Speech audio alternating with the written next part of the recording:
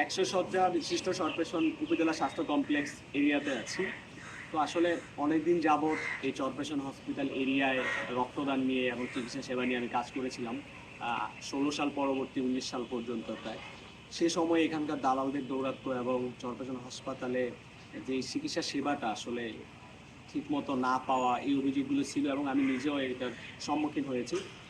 এখন 2025 সালে এসেও চরপেশন উপজেলা স্বাস্থ্য কমপ্লেক্সে এই দালালদের দৌরাত্ম্য, হসপিটালে সবগুলো রিপোর্ট ঠিকমতো না হওয়া, এবং ডাক্তারদের চিকিৎসা সেবাটা তাদেরকে সম্পূর্ণ না পাওয়া এবং নার্সদেরকে ডেকে ডেকে আনা বা হলো ঠিকমতো তাদের রেসপন্স না পাওয়া, হসপিটালের বেড সংকট বা উপরে একটা ফ্লোর, পঞ্চমতলা ফ্লোরটা ফাঁকা রেখে চতুর্থ তলায় ফ্লোরে নিজেদেরকে শোয়ানো, এরকম অনেকগুলো চিত্র আজকে আসলে আমার চোখে পড়েছে এবং আমি কয়েকজন রুগীর সাথেও কথা বলেছি। একজনের যে গতকালকে ডায়রিয়ার রুগী গতকালকে আসছে, এসে এখন পর্যন্ত সে নিচে একবার ডাক্তারের সাক্ষাৎ পাইছে, আজকে তাকে ডাক্তার থেকে ডায়রিয়ার স্যালাইন ওষুধ সব কিছু বাইরে থেকে কিনে সে আনতেছে এবং নার্সদেরকে 2-3 বার টাকার পরে এসে দিচ্ছে এরকম তার মুখ থেকে শুনেছে।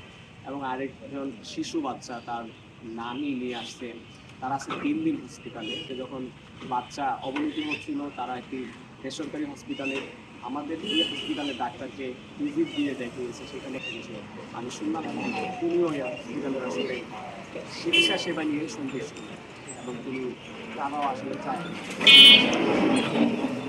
পানির ফিল্টার কিন্তু খোলায় মহিলা মানুষ ওয়ার্ডে, পুরুষ ওয়ার্ডে, ওয়ার্ডের সামনে প্রায় 3টা ফিল্টার দেখলাম। এই ফিল্টারগুলোতে আসলে পানি আসছে না, মানে ওখানে পানির ব্যবস্থাই নেই। আমি দেখলাম পানি পড়ছে না, পুরোটা জ্যাম। এবং পরিষ্কার পরিচ্ছন্নতা ওগুলো আসলে অবনতি। তো এই যে একটা সরকারি হসপিটাল, একজন রোগী তারা প্রান্তিক অঞ্চল থেকে বা বিভিন্ন জায়গা থেকে আসে একটু চিকিৎসা সেবার জন্য, কিন্তু হসপিটালে এসে কিন্তু সেবাটা পাচ্ছে না।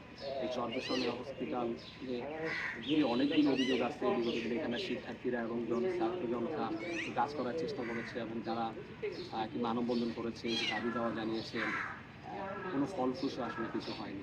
এই হসপিটালে চিকিৎসা সেবার মান আসলে উন্নতি করা দরকার।